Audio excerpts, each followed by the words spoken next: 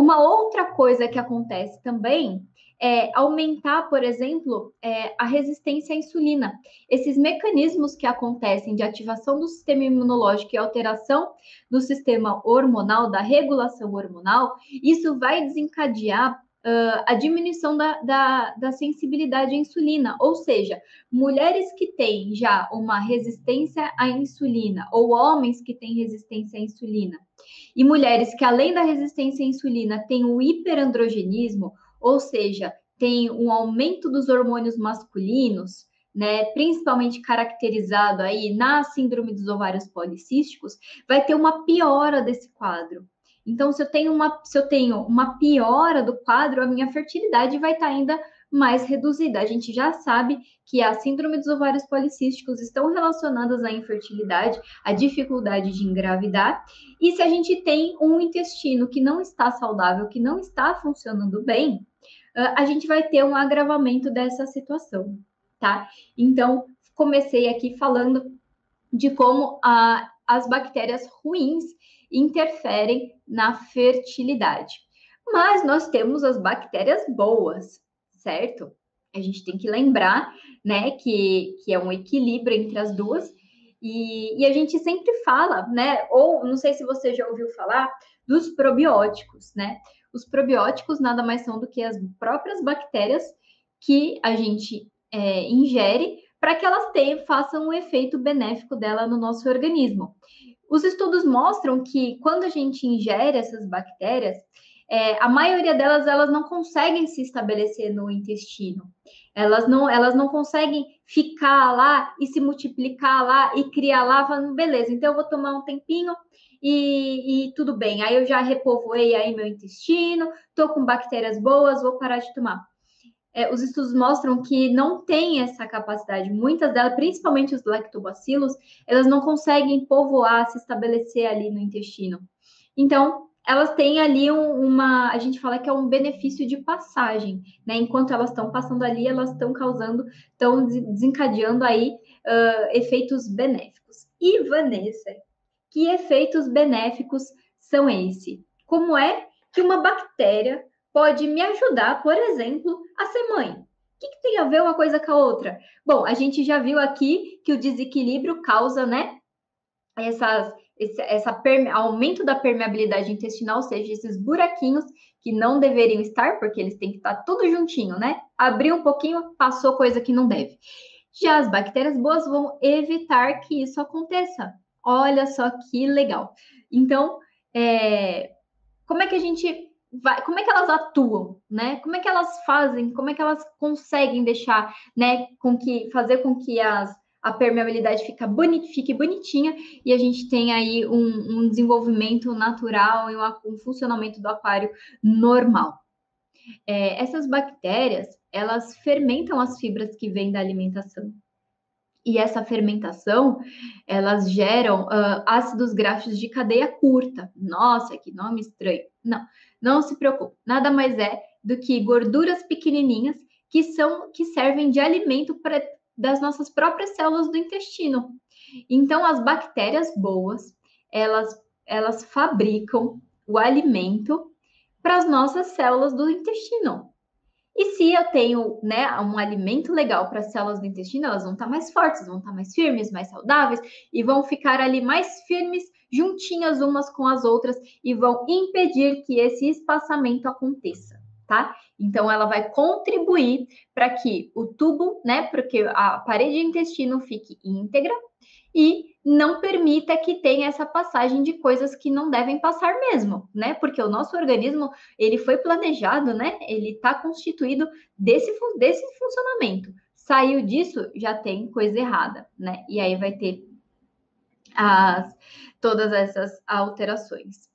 Tem um outro efeito benéfico também dessas bactérias, que é o estímulo de liberação a gente fala de citocinas, né, de substâncias que são anti-inflamatórias. Nossa, então além de eu não ter a inflamação, eu ainda vou ter um estímulo para anti-inflamação. Eu vou ter efeitos anti-inflamatórios. Exatamente. E esse efeito anti-inflamatório, é muito importante, porque vai contribuir para a regulação hormonal, né? Então, lembra que eu falei que se as bactérias ruins, elas promovem aí o desbalanço, o desequilíbrio hormonal, por outro lado, as bactérias boas vão ajudar a gente ter uma melhor regulação, um melhor funcionamento do nosso sistema hormonal, e também vai ajudar nas doenças de características inflamatórias, como, por exemplo, a endometriose, a adenomiose, os miomas, a hidrossalpinge. Então, eu vou estar favorecendo um ambiente para o meu organismo anti-inflamatório, que é o que a gente quer. A gente quer deixar o nosso organismo lindo, não quer? Não quer deixar a água transparente para o nosso peixinho? Né? A gente quer dar o melhor para o nosso peixinho, então vamos pensar lá desde o intestino, certo? Então, eu deixando o meu intestino funcionando legal, eu tendo uma alimentação legal, e aí eu tenho, então, um equilíbrio do meu organismo como um todo, e eu acabo silenciando doenças que são consideradas que não têm cura, como a síndrome dos ovários policísticos, por exemplo, a endometriose, que são as duas principais causas de infertilidade, né?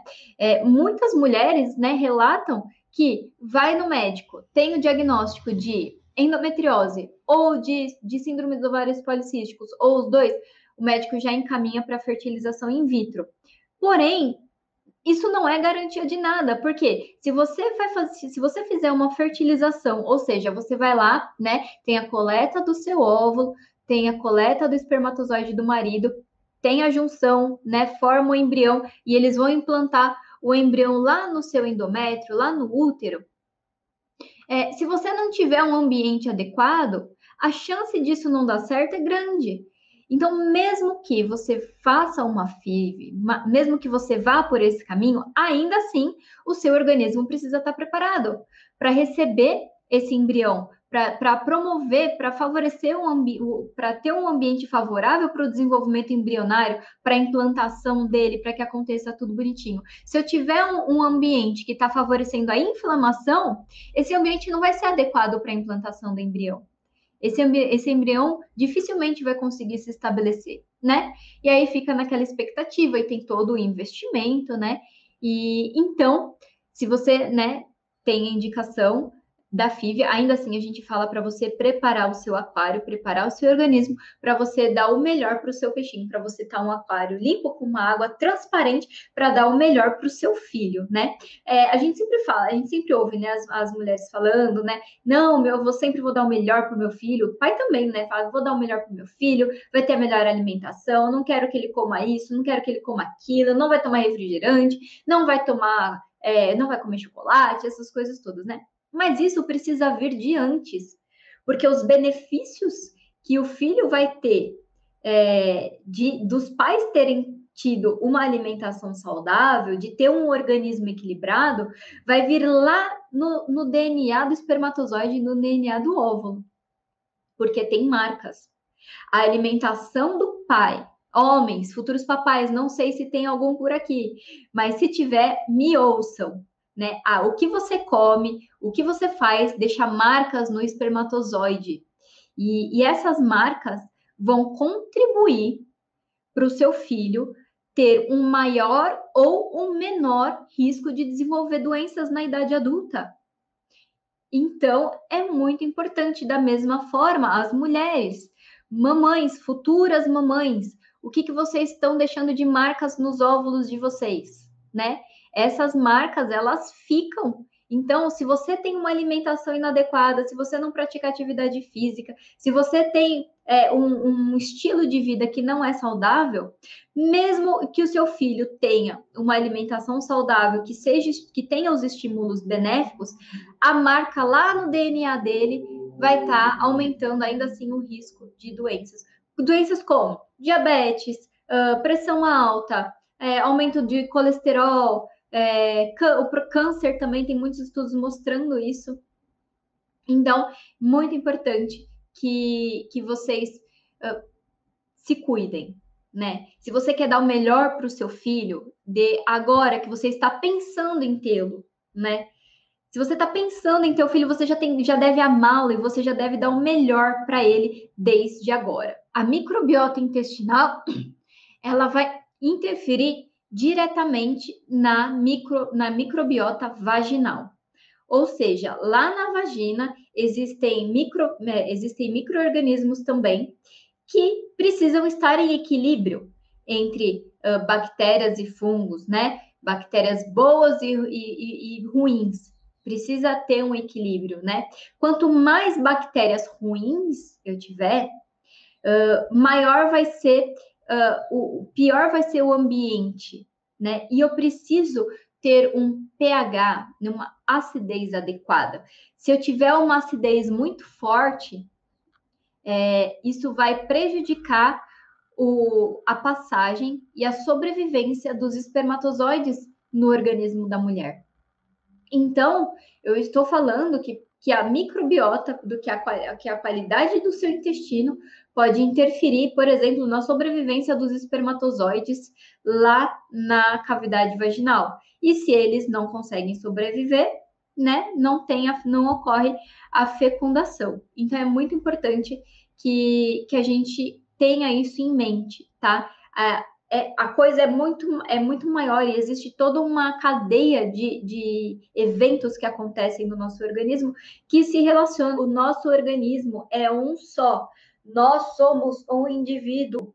Nós não somos um útero, nós não somos ovários, nós não somos testículos, nós somos um só. E todas as coisas estão interligadas. Não tem como a gente tirar o intestino e falar, não, mas isso aqui é só intestino. Não tem como falar isso, né? Não é só o intestino tá ali, a gente já falou ó, de hormônio, a gente já falou de ativação do sistema imunológico, a gente já está falando do pH vaginal, de sobrevivência dos espermatozoides, a gente falou de implantação do embrião, a gente falou do desenvolvimento dos folículos, olha a complexidade do nosso organismo, né? Então a gente precisa levar tudo isso em conta.